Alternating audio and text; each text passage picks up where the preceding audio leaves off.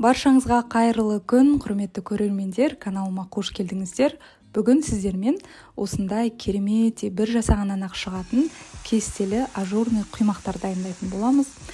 Дәл осы граммен, дәл осы мөлшермен мен көрсеткендей етіп жасасаңыздар, Құдай қаласа бір жасағаннан ақ шығатын болады. Бұл құймақтарды сатылымға өткізіп табыста табуға болады. Барынша экономный вариантта сүттің орнына біз заменитель қолданатын боламыз. Ендеше видеоның маңызды сәттерін өткізіп алмай, соңына дейін көріңіздер. Біз бастаймыз. Олай болса, мінекей алдымен ыдысқа 3 жұмыртқаны жарып шағып аламыз. Одан кейін үстінен қант қосамыз. Барлығының мөлшерін, граммдарын мен видео астында жазып қалдырып кетеміз. Кішкене тұз саламыз, жарты шай қасықтай. Одан кейін жарты шай қасық ас содасын міндетті түрде яблочный уксуспен немесе 9% сірке суымен осылай гаситетіп, яғни көпіршітіп барып массамызға қосып осылай араластырып аламыз. Одан кейін бізге қайнап тұрған осындай 1 литр кипяток, қайнаған су керек болады. Және де жаңа айтып кеткенімдей, біз сүттің орнына осындай заменитель ретінде фриманың құрғақ сүтін қолданамыз, яғни сухой молоко деп жатамыз ғой. Бір рет алып қойсаңыздар, сіздерге көпке жететін болады. Мына жерде біз 120 граммын алдық порошоктың. Енді осы порошок сүтімізді ерту үшін жаңағы қайнап тұрған ыстық суды үстінен құйып, осылай араластырамыз. Мінекей енді дайын болған сұйық массаны жаңағы жұмыртқалы массаның үстінен осылай араластырып отырып құятын боламыз. Өйткені оның ішінде жұмыртқа күйіп қалуы мүмкін. Асықпай жайлап араластырып отырып құямыз. Одан кейін үстінен електен өткізілген ұнды саламыз. Барлығын бірден осылай салып тастасаңыздар болады. Жақсылап араластырып аламыз. Процесті барынша жылдамдату үшін, ешқандай комок, түйіршік қалып кетпес үшін миксер пайдалансаңыздар болады. Мінекей, енді соңында сұйық май қосатын боламыз.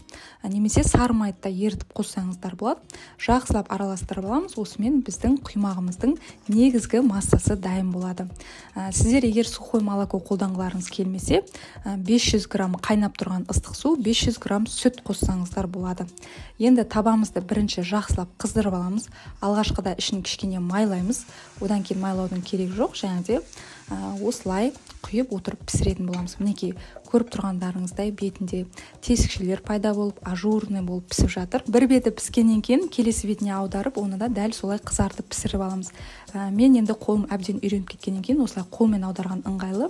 Егер сіз құймақты алғаш рет пісіріп жатсаңыз, қолмен аудару шамалы қиындық тудырып, қолыңыз күйіп қалуы әбден мүмкін. Сондықтан барынша сақ болыңыздар. Негізі құймақтың жаңағыдай ажурный, идеальный болып шығуы тек қана жаңағыдай массаға, рецептке байланысты емес, сонымен қатар табаңыздың сапасына да байланысты. Барынша осы құймаққа арнайы бөлек таба арнап қойғаныңыз дұрыс болады.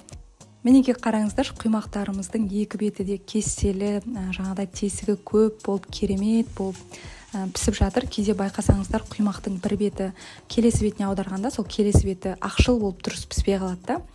Дәл осы мен көрсеткендей қайнап тұрған кипятокты пайдалансаңыздар, және де уксуспен жаңағы ас содасын гаситетіп, яғни соданы өлтіріп барып құйсаңыздар, осындай кестелі, тесігі көп, күшті болып пісетін болады. Сондықтан рецептпен көрсетілгендей жасап көріңіздер.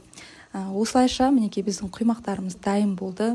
Рецепт сіздерге ұнады деген ойдамын, жасап көріңіздер. Құрғақ сүтпен дайындағыларыңыз келмесе, кәдімгі сүт қосыңыздар, яғни 1:1 етіп аласыздар ғой, су мен сүттің мөлшерін. Жарты литр су, жарты литр ыстық сүт деген сияқты. Қараңыздар, кестелі, барлығы да керемет болып шықты. Және де жұп-жұмсақ, жұп-жұқа, өте әдемі.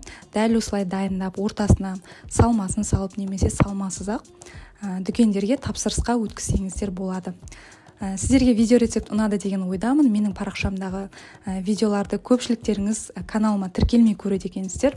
Сондықтан бір ғана батырманы басуға ерінбей, дәл қазір каналыма подписка жасап тіркеліп алыңыздар. Өздеріңіздің қазақ қыздарыңызды қолдап қойыңыздар. Сіздерді өз каналымда күтемін.